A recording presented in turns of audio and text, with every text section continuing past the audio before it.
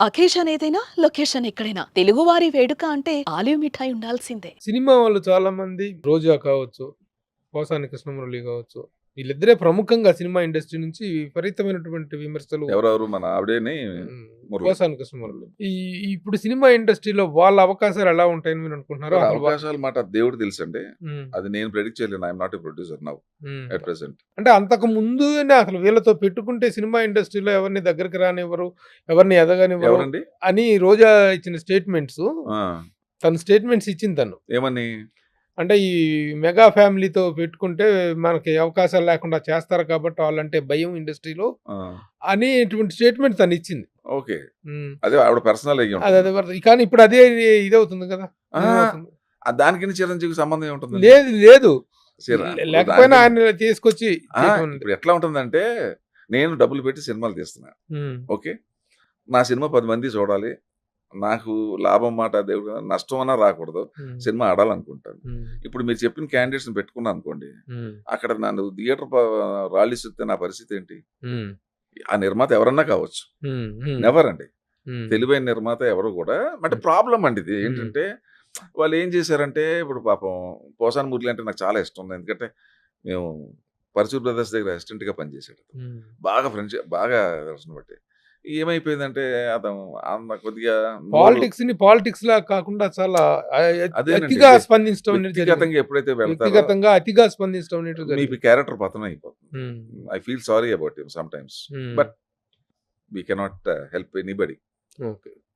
ఇక ఇక్కడ బీజేపీ విషయానికి వస్తే, తెలంగాణ విషయంలో బీజేపీ భవిష్యత్తు ఎలా ఉండబోతుంది?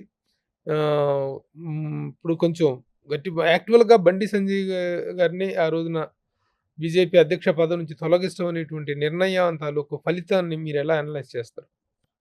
అంటే జరిగిన మాట ఏంటంటే అందరూ ఫీల్ అయిన మాట వాస్తవం. ఉమ్, ఇప్పుడు నేను ఒకవేళ అబద్ధం చెప్పినా కూడా ఉమ్, నేను ఏదో కవరింగ్ చేస్తానని అనుకుంటారు అందరు. డెఫినెట్ గా మ్మ్. నమ్మ బాగా తెలివిగా కవర్ చేస్తున్నాడు వీడు. ఉమ్, నేనేమంటానంటే అది జరిగిన మాట వాస్తవం అది. ఉమ్, కానీ దాన్ని లక్కీగా మళ్ళీ ఎట్లా కవర్ చేశారంటే, ఈ అతన్ని మళ్ళీ ఎంపీగా నిలబెట్టి, ఉమ్, మళ్ళీ మినిస్టర్కి ఇచ్చి, ఉమ్, మళ్ళీ ఆయన నియోజకవర్గాన్ని పట్టుకుపోకుండా ఉంచి, ఉమ్, అది మళ్ళీ కవర్ చేశారు. ఉమ్, జరిగింది పొరపాటే. ఉమ్.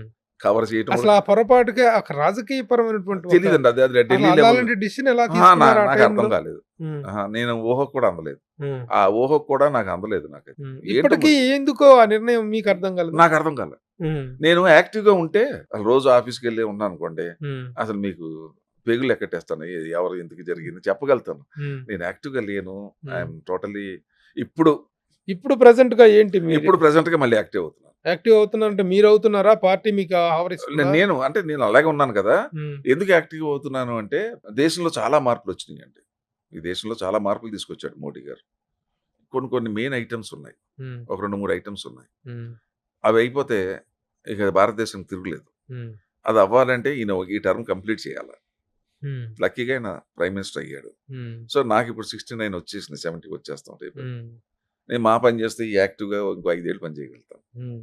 యాక్టివ్ అవుతానని మీరు అంటున్నారు. మీకు ఉన్నటువంటి వెల్కమ్ ఏంటి అక్కడ బీజేపీలో?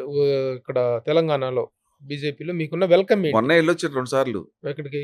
ఆఫీస్కి వెళ్తున్నాను, ఉమ్, వెళ్ళాను. నా ఫ్రెండ్స్ అంతా మినిస్టర్లే కదా, ఉమ్, కలిసాం, అంతా చేసాం. ఉమ్. చేసి ఏంటంటే ఇప్పుడు అట్లా కాదు. ఇప్పుడు స్టార్ క్యాంపెయిన్ అనుకున్న విజయశాంతి గారు షీఈ్ ఇన్యాక్టివ్ అయ్యారు. ఏదో ఒక ఆవిడ స్థాయికి ఏదో ఆవిడ తను ఎక్స్పెక్ట్ చేస్తే అలాంటి ప్రిఫరెన్స్ దక్కట్లేదు.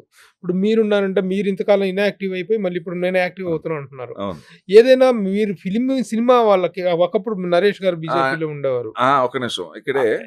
మీకు సినిమా వాళ్ళకు ఉండేటువంటి ప్రాతినిధ్యాన్ని మిమ్మల్ని వాడుకోవటం అనేది ప్రాధాన్యత ఇప్పుడు వస్తుంది నాకు. ఇప్పుడంటే అసలు నేను మొదలెట్టేప్పుడు 1 నెల రోజులు అయింది. అసలు శివకృష్ణ వచ్చి మళ్ళీ పని చేస్తున్నాడు అనేదే వాళ్ళకి ఇప్పుడు యాక్టివ్ అవుతున్నాడు అనేది ఇప్పుడు అర్థమవుతుంది. ఇప్పుడు ఆంధ్రప్రదేశ్లోకి వచ్చినప్పటికి కూటమి వైఎస్ఆర్సీపీ, అవును, కూటమితో ఏకఛత్రాధిపత్యంగా ఉంది అవును. ప్రస్తుత పరిస్థితి. అక్కడ యాక్చువల్గా ద్విముఖ రాజకీయం నడుస్తుంది అనుకున్నా కూడా ద్విముఖంలో ఒక ముఖం పచ్చడైపోయింది. చాలా ఇదైనటువంటి పరిస్థితుల్లో ఉంది. ఇక్కడికి వచ్చేటప్పుడు త్రిముఖం నడుస్తుంది. అవును. తెలంగాణలో వచ్చేటప్పటికి కాంగ్రెస్, బీజేపీ అండ్ బీఆర్ఎస్. ఇక్కడ కూడా అదే జరుగుతుంది. ఎక్కడ ఉంది ద్విముఖం? త్రిముఖం ఉంది కదా. అది వర్కౌట్ అవుతుంది. త్రిముఖం ఏది వర్కౌట్? ఎవరికి వర్కౌట్? మూడో బీఆర్ఎస్ వర్కౌట్ అవుతుంది. బీఆర్ఎస్ కా అయిపోయింది. బీఆర్ఎస్ ఈజ్ నో మోర్ అన్న మీ ఉద్దేశం? It can't be survive, it cannot survive for very long time. ఇది టైం హ్యాస్ టు టెల్. ఇక్కడ అనూహ్యమైనటువంటి విజయంతో రెండోసారి అధికారంలోకి వచ్చినటువంటి కేసీఆర్ గారు వాళ్ళ పార్టీ, అక్కడ అనూహ్యంగా అధికారంలోకి వచ్చినటువంటి జగన్మోహన్ రెడ్డి గారు, వాళ్ళిద్దరికి ఒక అండర్స్టాండింగ్ ఉంది, వాళ్ళిద్దరూ ఇచ్చి పుచ్చుకున్నారు. ఇద్దరు ఒకేసారి అలా పతనం అయిపోవటాన్ని ఫాలో అయిపోతారు. Great heights and great rise and great fall.